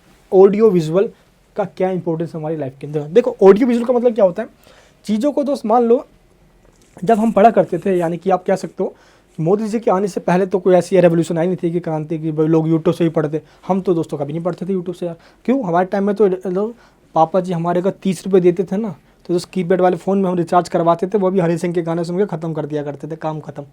कहाँ, हमारे टाइम में नेट ही नहीं था यार, कीपैड वाला फ़ोन चलाया करते थे, कीपैड वाले फ़ोन से ज़िंदगी निकाल दी थी भाई हमने। तो मोदी जी आए दोस्तों, क्रांति आ गई, जियो आ गया, सब कुछ बदल गया। अब तो दोस्तों जियो ऐसा हो गया, मैं सच बताता हूँ यार, जब जियो आया था ना तो मैं गरीब हुआ करता था, आज मैं कर्जदार हो गया हूँ। क्यों? क्योंकि उसका रिचार्ज करवा के। तो एक चीज़ को हम पढ़ रहे हैं और उसी चीज़ को हम रिकॉर्ड करके फिर से सुन रहे हैं। मज़ा आया समझ में मैं क्या कहना चाह रहा हूँ। चीज़ों को दोस्तों हम पढ़ रहे हैं और उसी को चीज़ों को हम रिकॉर्ड करके उसको ऑडियो में कान में आके सुन रहे, उसका इफेक्ट आपके ऊपर पड़ेगा ना, चीज़ों को आप जल्दी लर्न कर पाओगे, आप समझ पाओगे। ये होता है दोस्तों ऑडियो विजुअल का एक अच्छा तरीका दोस्तों। आज जैसे कि टीवी है ना, कंप्यूटर है, तो सीडी डिस्क है ना, और तो बहुत सारे दोस्तों टेक्नोलॉजी आ चुके हैं जो सीखने की प्रक्रिया में हमारी हेल्प करते हैं। तो यही आपको बताना है कि एक पार्ट को दोस्तों रोचक बनाने के लिए हम कितने बेहतर तरीके से उसको सुन सकते हैं, और जो छात्रों की शिक्षा का संबंध उनका अधिकाधिक ज्ञानेंद्रियों के बीच में है, ज्ञानेंद्रियों अपने नॉलेज को बढ़ाने का मेन मकसद होना चाहिए। इसके दोस्तों लाभ क्या क्या होते हैं, व्यक्ति किसी भी समूह की रिकॉर्डिंग सुन सकते हैं, वह बना सकते हैं। पूरे सत्र में दोस्तों प्रगति पर काम करने के चिंतन बनाने पर उनका हमेशा ध्यान रहता है। यानी कि दोस्त हमेशा हम चीज़ों को इस तरीके से एनालाइज करना है, इस तरीके से सीखने की कोशिश करते हैं कि जो हमें आसान लगे। और इसलिए दोस्तों कहा जाता है कि सब कुछ आसान है, बस सीखने की जिज्ञासा रखो अपने अंदर। टीचर्स के साथ साथ छात्रों के लिए भी चिंतनशील अभ्यास के क्या क्या लाभ हैं। देखो टीचर भी अगर मतलब कि चिंतनशील रहेगा, थिंकिंग फुल ऐसी रहेगी, चीज़ों को एनालाइज करे, और छात्र भी दोस्तों वैसी रहे, तो छात्र चीज़ों को सिर्फ हाँ में हाँ नहीं मिलाएंगे। जो टीचर कह रहा हूँ, बच्चे वहाँ पे क्वेश्चन करेंगे, टीचर समझा रहा है, बच्चा पूछेगा वहाँ पे, सर ऐसा तो ऐसा क्यों है सर, पूछ पाएगा। इसलिए दोनों के लिए ये ज़रूरी है। ये समझाने की जो क्षमता में सुधार हो पाता है, इस प्रभावी तरीके से कैसे पढ़ाया जाए यह टीचर समझ पाता है। सीखने की दोस्तों बाधाओं को वो पहचान सकता है। क्या बाधा है, शिक्षा जो जब चिंतनशील होगा तो वो पढ़ाने के नए तरीके खोज पाएगा। चिंतनशील विचार करने के लिए दोस्त छात्रों की समस्या का समाधान जो है वो कर पाएगा वो। तो मेनली दोस्त आप अगर आप ग्रेजुएशन के बाद बीएड करते हो तो बीएड करने के बाद दोस्त अगर जब कोर्स करोगे तो मेनली आपको यही सब चीज़ सिखाया जाता है बीएड के अंदर भी। बेसिकली दोस्त ये जो पूरा पेपर है आपका रिफ्लेक्टिव लर्निंग का, ये बीएड का सब्जेक्ट है ये। तो जब मेरी अभी दोस्त मैं बीएड के सेकंड ईयर में हूँ तो मेनली दोस्त हमें यही सब टॉपिक पढ़ाया जाता है, ठीक है। तो किस तरीके से हम एक अच्छे टीचर बन सकते हैं। और मैं हमेशा दोस्तों सोचता था कि मैं वैसा टीचर बिल्कुल भी नहीं बनूंगा कि बच्चे आएंगे कि वो इसलिए पढ़ेंगे कि उनको मजबूरी है पढ़ना, कि मैं चाहता हूँ दोस्त बच्चे आए वो इसलिए पढ़े कि मैं पढ़ा रहा हूँ। आपको समझे कि मैं पढ़ा रहा हूँ दोस्त, मैं बस ये चाहता हूँ कि आपके खोपड़े में डाल दूँ। दोस्त नए विचार को खोजेंगे अगर वो क्रिटिकल थिंकिंग के हैं। तो शिक्षक दोस्तों अगर बहुमुखी के हैं, यानी कि अगर उनमें सभी तरह के गुण हैं तो वो आत्मविश्वासी बन पाएंगे और बच्चों के अंदर भी दोस्तों कॉन्फिडेंस दे पाएंगे। तो बच्चों का भी होना जरूरी है ताकि क्वेश्चन कर पाए, टीचर का भी होना जरूरी है ताकि वो अच्छे बेहतर नए नए तरीके निकाल पाए। क्रिया में जो चिंतन और क्रिया पर चिंतन में क्या अंतर है दोस्तों। क्रिया में चिंतन 1877 की बात दोस्तों, यानी कि 1987 की बात है, डोनाल्ड सोन के द्वारा चिंतनशील पे विचार दिए गए थे। क्या कहा गया था इसके द्वारा, चिंतनशील प्रथाओं के क्षेत्र में विशेषज्ञों द्वारा विशेषज्ञता को लागू करने में अनुभवों का सोच समझकर अवलोकन करना चाहिए। यानी जो हम सोचते हैं, जो हम समझते हैं, हम उसको इस तरीके से इम्प्लीमेंट करें ताकि वो सक्सेसफुली हो सके। कई बार जो चीज़ों को हम सोच तो लेते हैं बट उसको हम कर नहीं पाते। क्रिया पर चिंतनशील का मतलब क्या है दोस्तों, यानी कि एक्शन और थिंकिंग, जो हम सोच रहे हैं उस पर एक्शन लेना।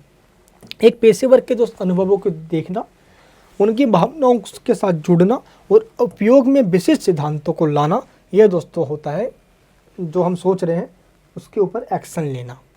शिक्षक दोस्तों हमेशा से ऐसे छात्रों की ज़रूरतों को पूरा करने के लिए एक मतलब कि अलग अलग चीज़ों को खोजता रहता है कि ताकि वो ना उसको मतलब कि इस तरीके से सिखा पाए ताकि उसको चीज़ें समझ भी आए। क्रिया में दोस्तों चिंतनशील का मतलब क्या है, यह क्रिया में ज्ञान की संरचना पर प्रश्न चिन्ह लगाता है। यह दोस्तों टीचर्स को आलोचनात्मक सोच का अभ्यास करने की अनुमति देता है, यानी कि एक्शन इन थिंकिंग। टीचर दोस्त अपनी थिंकिंग पे सोच सके कि जो वो बोल रहा है या जो वो समझा रहा है दोस्त वो कितने बेहतर तरीके से समझ में आ रहा है दोस्त। इस तरीके से ये कहा जाता है कि सीखने और सिखाने की प्रक्रिया चिंतन पे डिपेंड करती है कि चिंतन का तरीका क्या है, विचार करने का तरीका क्या है। दोस्त यहाँ पे ध्यान रखना, गिब्स में गिब्स एक ऐसा विचारक है, ऐसा थिंकर है जिसने अपने चिंतनशील के ऊपर अपने विचार दिए हैं। तो क्वेश्चन दोस्तों गिब्स के ऊपर भी आ जाता है, मैं आपको इसके बारे में बता देता हूँ। तो इसने क्या कहा है कि चिंतनशील की प्रक्रिया में विवरण यानी कि डिस्क्राइब करना, भावना यानी इमोशन, मूल्यांकन यानी कि दोस्त एवोल्यूशन, विश्लेषण एनालाइज करना, उसके दोस्त फाइनल कंक्लूजन निकालना एक योजना रहता है। तो जब भी हम चीज़ों को चिंतनशील तरीके से सोच रहे हो तो उसमें हम इन विवरण भी करें उसका, ये सारी चीज़ों को हमें उसमें करना होता है दोस्त। इस तरीके से वो बताता है कि जब भी हम एनालाइज करें तो दोस्तों उसका हम पहले डिस्क्राइब करें, उसके बाद उसके अंदर हम अपने इमोशंस को जोड़ें, उसका मूल्यांकन करें कि सही है गलत है, उसके बाद लास्ट में एनालाइज करें और सबसे लास्ट में हम निष्कर्ष निकालें दोस्तों। ये गिब्स के द्वारा दी गई थ्योरी है, इसको दोस्तों आप ऐसी भी चार्ट के अंदर आपको बताना है। ये दोस्तों यहाँ पे आप देख लीजिए, क्लियर है। चलिए दोस्तों, घटना का विवरण देना, भावनाओं और विचारों को दोस्तों उसके अंदर जोड़ना, उसका एवोल्यूशन करना, एनालाइज करना और फाइनल लास्ट में कंक्लूजन देना दोस्त। इस तरीके से पूरा वर्क प्लान करना चाहिए। आई होप दोस्त आपका ये पूरा टॉपिक समझ में आ गया होगा। मुझे दोस्त लगता है कि इस पूरे क्वेश्चंस को जो मैंने आपको अभी समझाया है अगर आपने समझ लिया है तो पूरा पेपर दोस्त फोड़ कर आ जाओगे। पूरा पेपर दोस्त इसी वीडियो में से आने वाला है। आपको अब करना क्या, मैं आपको पहले बता देता हूँ दोस्त। ये वीडियो यहीं पे ख़त्म हो चुकी है। अब सारे क्वेश्चंस मैंने आपको समझा दिए हैं, इनफ क्वेश्चन है दोस्त। बट फिर भी दोस्त ये जो मैंने आपको स्लाइड्स दिया है, ये स्लाइड्स आपके लिए बहुत ज़रूरी है, बहुत ज़रूरी दोस्तों स्लाइड्स है। तो स्लाइड्स को लेने के लिए आप नीचे लिंक दिया गया टेलीग्राम ग्रुप का, टेलीग्राम ग्रुप में दोस्तों ज्वाइन हो जाइए। आप वहाँ पे ज्वाइन होकर यहाँ पे आपको ये स्लाइड्स मिल जाएगी, आप इसको डाउनलोड कर लीजिए और स्लाइड्स को फिर इस स्लाइड्स में से थोड़ा रिवीजन कर लीजिए। और दोस्त रिफ्लेक्टिव लर्निंग के नोट्स हिंदी मीडियम में और इंग्लिश मीडियम में तो दोनों अवेलेबल है। तो आप इस नोट्स को ले लीजिए ताकि जो मैंने आपको पढ़ा दिया है वीडियो को दोस्तों 1 से 2 बार देखिए और एक बार दोस्तों उस नोट्स को अच्छे से ऊपर रीड कर लीजिए। नोट्स दोस्तों पेड है, जरूर ले लीजिए ताकि आप किसी और मटेरियल पर दोस्तों भागो, इससे बड़े नोट्स को ले लो। अगर मेरी पढ़ाई चीज़ें समझ में आ रही है तो आपको नोट्स पे भी समझ में आएगा। मिलूंगा दोस्तों आपसे नेक्स्ट वीडियो के अंदर। एंड में बता रहा हूँ दोस्त, नए हो तो प्लीज़ सब्सक्राइब कर लेना, बेल आइकन ऑन कर लेना दोस्त, क्योंकि ये बंदा दोस्त जब आपको पढ़ाएगा तो सीधे आपके खोपड़े में डाल देगा। इस अभी तो बहुत सारे एग्जाम बचे हुए हैं, अभी तो बहुत सेमेस्टर बचे हुए हैं यार, जुड़ रहना एंड तक। एंड दोस्त नए हो तो सब्सक्राइब कर लो, बेल आइकन दोस्तों ऑन कर लो, ये बेल आइकन, ठीक है। और इस वीडियो को सभी दोस्तों के पास शेयर करूँ। अगर चाहते हो दोस्त मैं नेक्स्ट वीडियो लेकर आऊँ तो सभी फ्रेंड को बताओ चैनल के बारे में, सभी लोग आके दोस्तों जुड़ जाए। अब पढ़ाने वाला हूँ दोस्त, खड़े हो चुका हूँ, जाग चुका हूँ, बड़ा मजा आने वाला है। वीडियो को सब जगह शेयर कर दो और जाकर दोस्तों जाइए फटाफट नोट्स लीजिए। एंड में मुझे कमेंट बॉक्स में ये जरूर बताइए कि आपको ये वीडियो दोस्तों कैसे लगी। मुस्कुराते हुए दोस्तों इस वीडियो को देखने के लिए आपका बहुत बहुत धन्यवाद। जय हिंद, जय भारत।